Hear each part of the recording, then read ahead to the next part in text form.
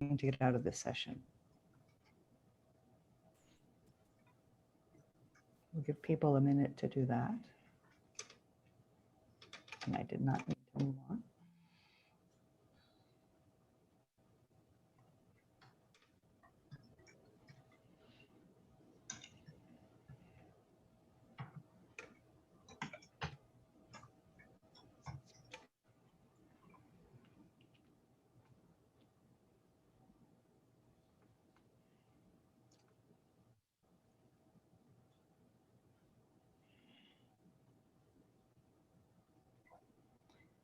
Very interesting to see where people are and what you got to say in the chat.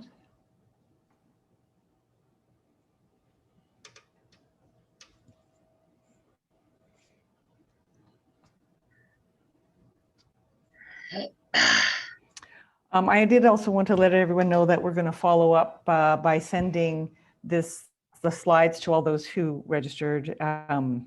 So hopefully that will help in terms of your need to take notes.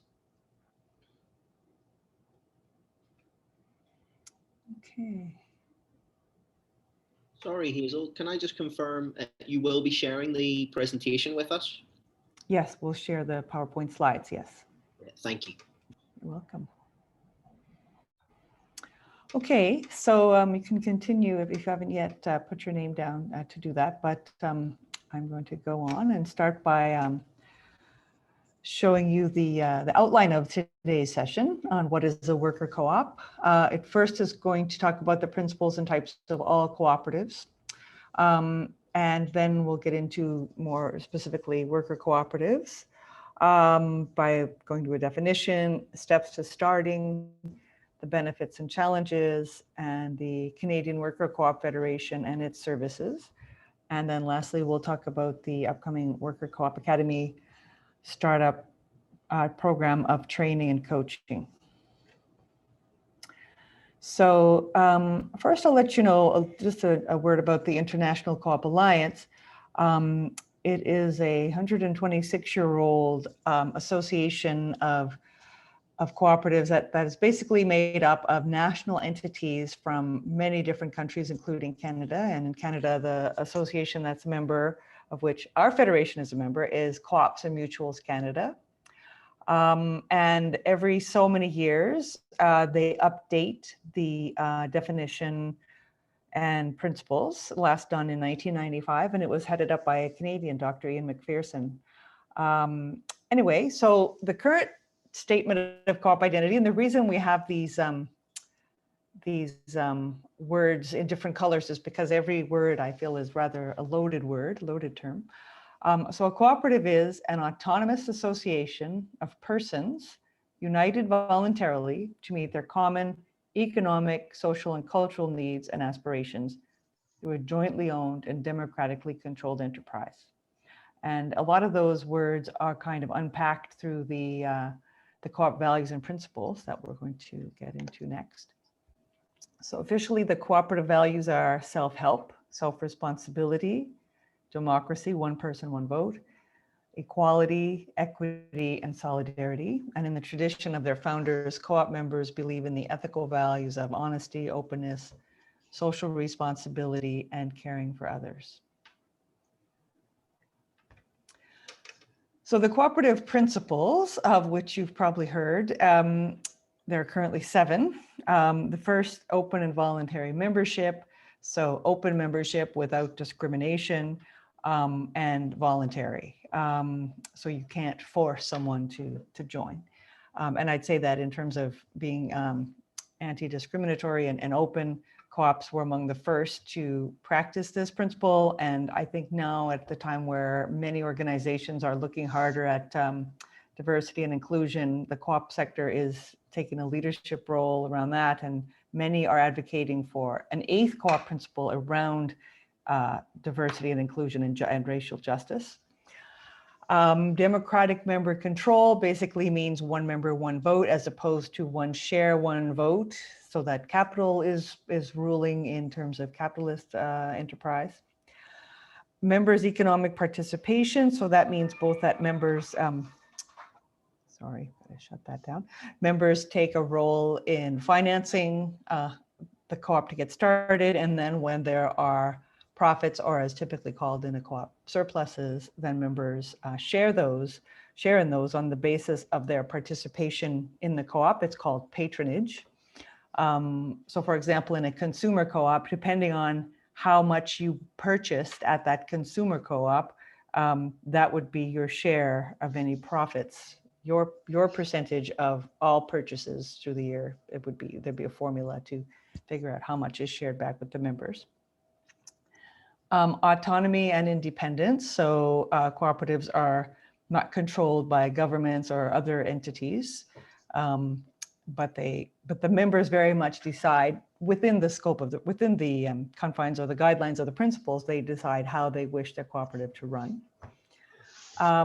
Education, training, and information. So this means training in terms of skills that are needed to act within the industry sector. So for example, in a worker co-op, you have to be certain that everyone has the skills they need in the sector in which the co-op is operating, but also education about cooperatives themselves so that people have a deeper understanding of what it means to be part of a co-op.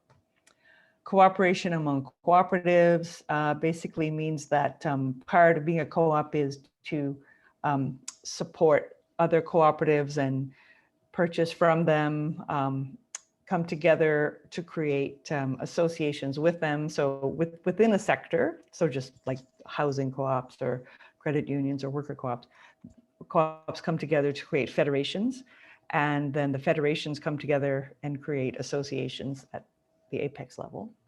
And lastly, concern for sustainable community. And this is to signal, to focus on the fact that co-ops aren't only about meeting strictly their members' needs, but their members being part of their communities to look after their communities and also the environment, the physical environment in which they're located and of the world. In terms of types of cooperatives, and there are different ways that this can be kind of mapped out. Sometimes people talk about the sector, the industry sector the co-ops are operating in. So they might talk about food co-ops or housing co-ops or financial co-ops or insurance co-ops. But by and large, we're focusing on types of co-op based on the membership types. And that's probably the most common way. So consumer co-ops, obviously the member type would be the clients or consumers. And their main goal is access to better quality or better priced products and services for their members. And some examples are housing co-ops, grocery co-ops, and credit unions. So of course, it's possible for grocery co-ops to also be worker co-ops or multi-stakeholder co-ops. So there's sort of crossover, but these are the most common types. You hear often about food consumer co-ops. Producer co-ops, so they are co-ops of independent businesses or farmers, and their main goals are supply, processing, distribution, and or marketing for their members. And some examples are agri-foods in Western Canada, Gailey in Ontario, fishing co-ops across the country, and taxi co-ops. And again, taxi co-ops can also be worker co-ops. Just depends on how they're organized, but most commonly they're co-ops of independent business people. Worker co-ops, the member type is the workers, and they provide employment or work in a democratic context. Some common examples are fair trade coffee roasting, green building, restaurants, consulting, etc. And I would say in a worker co-op, it's possible that the members be technically employees, or they can be independent contractors. Consulting co-ops, for example, are often made up of independent contractors, and we have some guidance if you're not sure what would make more sense for you. And basically, it impacts whether you're eligible for and need to be paying for employment insurance in the Canadian context. And I note there's at least some people from other countries. I think that would be true other places as well. Multi-stakeholder co-ops, lastly, this is the most recent type of co-op, and they tend to be a bit more of a challenge to to set up and to operate, but they do have some advantages of bringing more people to participate in the financing, the ownership and control. So their member types are workers and or consumers and or other individuals or organizations. And their goal is to serve the needs of the different stakeholder groups. And I think the critical piece is to have great clarity as to how each of those stakeholder groups is going to engage with the co-op and whether there's one that's predominant. And I would just mention too that if the worker membership class has substantial control, then our federation would welcome them into membership as well. And some examples are Stocksy United, based in Victoria, which is a co-op of stock photographers, and the home care co-ops in Quebec. So to get more into worker co-ops, a worker co-op, I feel the sort of simplest, clearest way to give the definition is that it's a worker-owned business which runs on the democratic principles of cooperatives. So it's owned and democratically controlled by its worker owners. It's a co-op whose assets are collectively owned by the worker owners and the surplus earnings allocated to the workers and or retained in the co-op to support its financial sustainability. It's on the basis of one member, one vote. Legally, it is incorporated, at least in Canada, under a Cooperatives Act.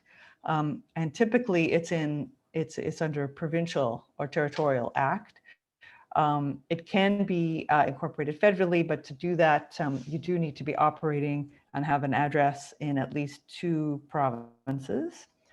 In Canada, at least you need a minimum of 3 people. And the act requires that it operate on a cooperative basis, which is going to be defined in that act. And it does convey limited liability on the individuals involved. So obviously there are exceptions to this, but in general, the only thing that members have at risk is whatever they've invested in the co-op. So you have to tread carefully and be sure that all the obligations are being met, especially if you're on the board of your co-op. That's any co-op, not just worker co-ops. And I think in some other countries, there may or may not be good cooperative legislation. So you may end up having to incorporate under a different type of legislation and set your bylaws such that you function like a worker co-op. So the goals of worker co-ops, of course, they seek to provide the best possible employment conditions for their members. In order to do that, they have to be financially sustainable, and they provide customers and the community with a service or product that meets their needs.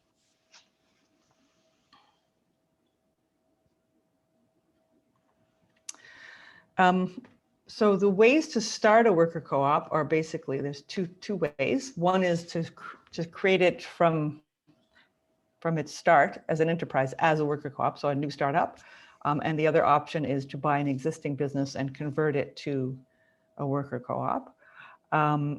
So in the case of buying an existing business, often but not always, it's the workers that are in that business who come together to buy it out, but it's also possible to include others or for others to come along and buy it out as a worker co-op.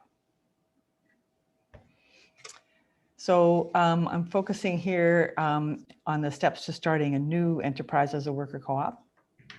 So you don't necessarily need to do the steps in this order, though some are more logical in this order than otherwise, but they all need to happen at some point. So first of all, you need to identify an opportunity to serve people's needs better with a product or service. And then you need to assemble a group of people who wish to work in that business, who share your commitment to that idea. Also, you need to investigate the financial feasibility of this idea. So often we talk about doing a pre-feasibility study, just sort of a quick and dirty look at what you're trying to do, what's the competition, what's the financial picture, to ensure it seems like a feasible enterprise. And you need to although not every co-op does this or wants to do this, but it's extraordinarily helpful, both in terms of getting financing and in terms of understanding how the business should be running, how the enterprise should be running, and if it's meeting its goals as you go along. So to write or get help to write a business plan. And you need to organize the cooperative association piece. So that includes determining the roles and responsibilities of the different democratic instances. So the general meeting, what does it do? The board of directors, the committees. You need to decide whether the decisions will be generally made by consensus or by majority voting. And if you choose to operate mostly by consensus, which we encourage because then everybody is more bought into the decision, then have a fallback for majority voting if you just can't get to consensus. It will also be around recruiting and training members and incorporating. So all that fits into organizing the association. Oops, I didn't mean to move forward yet. There.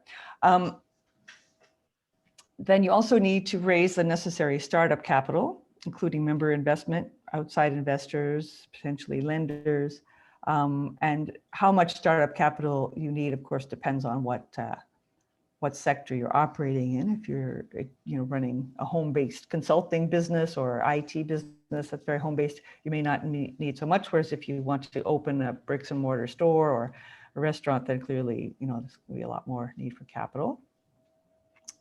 And last but not least, of course, you'll open for business. So the bylaws are basically the constitution of the co-op along with the articles of incorporation, and they cover the probation period before a new member can apply for membership. And typically what happens, of course, is the folks that are the first members, the first workers are all going to be members who, kind of get it going. And then as you grow and you take on new members or new workers rather, and or you may lose founders and then bring in new people instead, you need to decide how long, not only around being a worker, but around being a member. So that's typically on the order of 1,000 to 2,000 hours or one year or a bit less or more, depending on what the group is comfortable with. It'll be up to the group to decide how long. The amount of the initial investment that a new member must make. So typically, people should try to have that be a percentage, but not too large a percentage of 1 year's salary, and so that it's manageable and it can be done over a certain time period by taking it off their wages over a couple of years or what have you, if possible. You need to balance the needs of the co-op to have financing with the needs of the individuals, with the capacities of the individual to invest. And the bylaws will also outline the rights and responsibilities of being a member, how the decision-making process is run, and more. So some of the benefits of worker co-ops are that they are a way for people to own a business along with others when they don't have all the needed skills to own a business on their own, or perhaps they just don't want that responsibility all themselves. Workers effectively own their jobs so they can decide how they wish to operate the business and be treated. Workers share in any surpluses. Worker owners get significant practice making decisions, so they grow their skills and participate democratically. They tend to be more long-lasting than other types of businesses, so they anchor jobs in communities. There are many studies that show that co-ops of all types tend to be longer lasting than other types of business. That's not to say they can't fail, but they just fail less frequently. And they are a means of collective empowerment and really transformative practice, whereby instead of people working for capital, capital is working for people. Some of the challenges of worker co-ops is that there can be a steep learning curve, both in terms of operating the business, the enterprise, and governing the association. There's a need for member investment of money and of time, in terms of time that's kind of given to get started. Often people talk about, they call it sweat equity. Of course, like other businesses, the co-op needs to have revenues exceed expenses to survive in the long run. In the short run, sometimes that won't have to be the case if you've got financing, sort of working capital to cover that startup phase, but that can't, revenues have to exceed expenses in the long run. And then another concern is like sort of being clear what hat you're wearing at a given time. So people need to be clear when they're functioning as an owner and when as a worker. So primarily when you're coming together in committee or in board or member meetings, that's when you're functioning as an owner. And when you're like on the shop floor, so to speak, and you're doing what needs to be done to operate the enterprise, your main job is to be a worker and not second guess decisions that have been made collectively. Having clear, and then lastly, it's a challenge to have clear enough communication and build and maintain trust.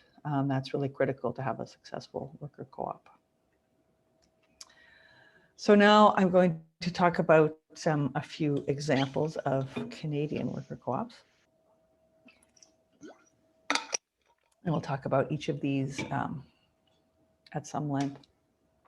And I'll just mention too that co-ops can be in virtually any industry sector. There are a few sectors which are more regulated, and it's not possible. That's quite rare. But they tend to be in sectors with lower capital needs, just because workers don't tend to have a lot of capital to invest. So the first example we're going to cover is Just Us Coffee Roasters Co-op, which is based in Grand Prairie, Nova Scotia. They were Canada's first fair trade organic coffee roastery. They're celebrating their 25th anniversary this year. In addition to the roastery, Just Us operates 2 cafes and sells its coffee wholesale throughout Atlantic Canada. And since the pandemic, they have been increasingly selling online. If you go to their website, I think it's justuscoffee.com. You can find a way to purchase it online. And certainly they have found that being diversified in terms of having the wholesale and retail cafe spaces has been very helpful in the pandemic because of course there have been times where the cafes had to close and or only do takeout, and so they've really benefited by having the wholesale, which I gather has taken off quite well. And their purpose is people and the planet before profits, which is the purpose of many worker co-ops and to some point, in some degree, the movement. And their efforts rather are focused on small scale, sustainable agriculture, working towards healthy communities and a healthy world. Through their fair trade products and education, they promote awareness on development and trade issues, always looking for a way to be a vehicle for change. It's part of their purpose statement as well. Next, I'll talk about Sustainability Solutions Group Worker Co-op. And it has members across Canada and has begun to actually do some work in the US as well. And they were started by students and then recent graduates of Mount Allison University in Sackville, New Brunswick in the early 2000s. And the co-op really grew out of the founders' intense desire to do something to address climate change. So they started out by doing an assessment on their universities, what the university could do to limit its greenhouse gas emissions. And they went on to consult with other universities, municipalities, convention centers and beyond. And they're now doing a variety of different projects, including community planning and engagement, energy and emissions modeling and planning, and of course, still climate change mitigation and adaptation planning. And besides the members that you see here, they have, I think, upwards of 30 or 40 consultants that work with them too as associates. The Multicultural Health Brokers Co-operative, which is based in Edmonton, is now a co-op of about 100 workers in approximately 30 languages. And they started out where the Alberta Health Services noticed that more recent immigrants and refugees were having worse outcomes, prenatal worse outcomes when their babies were born. And so they were ensuring that women from these communities were aware of what options and supports were available to them. And they've gone on to work in other age groups and ages and stages of life, primarily on the basis of government contracts with health services. They take a holistic approach towards health and honor the families and work with them as long as they're needed. Of course, many of their client families are very new to Canada and need support to bridge between their own knowledge from their home country and Canada's health, social services, education, justice, and employment support systems. It'd be great if every part of the country could have a health brokers cooperative similar to theirs. Lastly, Organic Planet Worker Co-op. It's a Winnipeg-based natural food store which sells fresh produce, groceries, gluten-free goods, non-toxic health and beauty products, and also has an organic and vegan deli. Whenever possible, this co-op purchases from local producers and from other co-ops, living the sixth principle. They focus on fairly traded and organic products preferably, and also on smaller and more independent suppliers. They're committed to the principles of community economic development and building a stronger, more self-sufficient community. And they were a conversion of an existing business to a worker co-op, so they didn't start up as a co-op, unlike the others. So what is the Canadian Worker Co-op Federation? We are a national, mostly bilingual, but English dominant, grassroots federation of worker co-ops and multi-stakeholder co-ops with substantial worker control. We have 4 types of members: worker and multi-stakeholder co-ops. We have about 50 of that type of member. Regional Worker Co-op Federation members, of which we have 3, all of which are based in Quebec. The Forestry Co-op Federation, the Paramedic Co-op Federation, and the Le Réseau Co-op, or the Co-op Network, which is a federation of all other types of sectors. And collectively, those 3 federations have about 100 worker co-op members in them. Then we also have co-op developer members through the Co-op Zone network of co-op developers. And lastly, associate members. And we have offices in Calgary, Winnipeg, and Kentville, Nova Scotia, with basically about 4.5 full-time equivalent staff. We also have board members across the country as well, of course, who are coming from either worker co-ops or in one case from a Quebec federation. So the vision of the Federation is to be a growing, cohesive network of democratically controlled worker co-ops that provide a high quality of work life and support the development of healthy, just, and sustainable local economies based on cooperative values and principles. And our strategic priorities are that we seek to engage and strengthen our members. We seek to build awareness and scale up or develop worker co-ops.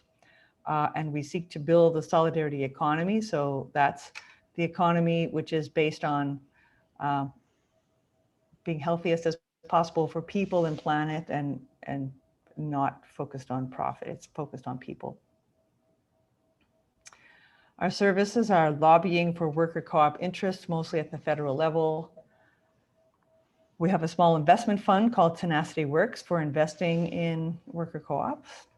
Technical assistance program through which staff can provide answers to questions or provide some support, and then also we can provide small grants to enable hiring of co-op developers or accountants or other specialized assistants. We have access to hard to find information on worker co-ops. Fair bit is on our website, or you can ask us if you can't find it there. We have a monthly e-newsletter, annual fall conference, which will be virtual this year again. Hopefully in 2022, we'll be back to moving around the country, and that the plan is to go back to Vancouver. And the focus in the conference is really on education and peer learning. We have a group insurance program with the cooperators. An RSP TFSA program for investment in co-ops of all types and community economic development investment funds. So for people not in Canada, those are, an RSP is a registered retirement savings program. And lastly, we have, last but certainly not least, we have a new Justice, Equity, Diversity, and Inclusion, or JEDI committee, which is drafting an action plan that seeks to help ensure the movement is working in racially diverse parts of Canada, and that the movement is serving everyone. So we're launching very soon. As soon as we have enough co-ops or startups or conversions in the program, this program called the Worker Co-op Academy. And it's based on the program called Parcours Co-op that was started by one of the Quebec federations, the Réseau Co-op. And it's 14 weeks of training of 2.5-hour sessions online, but it's spread over 5 months because there are some weeks that don't have online sessions, but are focused on the group being able to work on its bylaws, work on its business plan, and so on. So it provides training focused on your concept, on collective management, on marketing, financial projections, incorporation, governance, and business planning. And the goal is that by the end, you will be able to launch your worker co-op or your multi-stakeholder co-op, substantially worker controlled.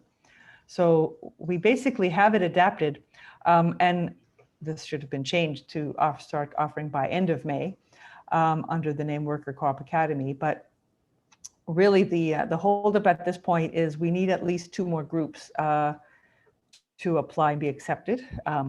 So we're hoping that some of you may have interest in this or know of others who might. And to be eligible to apply, we're looking for groups of at least 3 people who have been working together and who already have a business idea and ready to start a business planning process. Tuition is $3,000 per group, but we have bursaries available to bring the cost down to $750 plus tax per group. And you can get more details on our website under Events Worker Co-op Academy. And we want to thank the sponsors, the Secretariat aux Relations Canadiennes of the Quebec government, the cooperators, Ontario Co-op Association, and Van City Credit Union. So that is it for the presentation, and we're open to questions, and you can feel free to type them in the chat or raise your hand and speak.